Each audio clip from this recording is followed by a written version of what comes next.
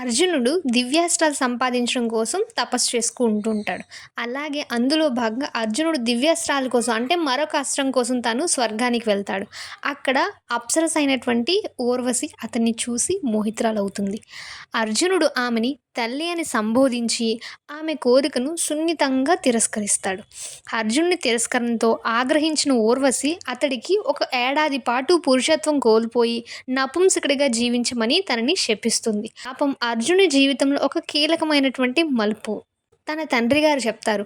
ఈ శాపం మీకు 13వ ఏట అజ్ఞాతవాసంలో ఒక వరంలా ఉపయోగపడుతుందని, ఎవ్వరూ నిన్ను గుర్తుపట్టరని ఆ శాపం యొక్క వివరణ అనేది చెప్తారు.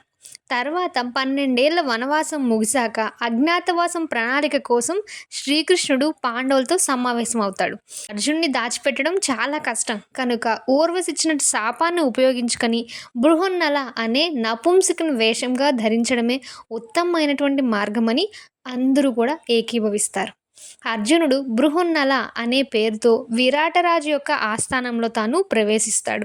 రాకుమారి ఉత్తరకు వాళ్ళ అంతఃపురంలో స్త్రీలకు నాట్యం అలాగే సంగీతం గురువుగా చేరి తన అజ్ఞాతవాసాన్ని ప్రారంభిస్తాడు అర్జునుడు. అయితే అర్జునునికి శాపం అనేది ఎవరిస్తారు అన్నది కమెంట్ బాక్స్లో కమెంట్ చేయండి. వీడియో నచ్చినట్లయితే లైక్ చేయండి, షేర్ చేయండి అండ్ సబ్స్క్రైబ్ కూడా చేసుకోండి.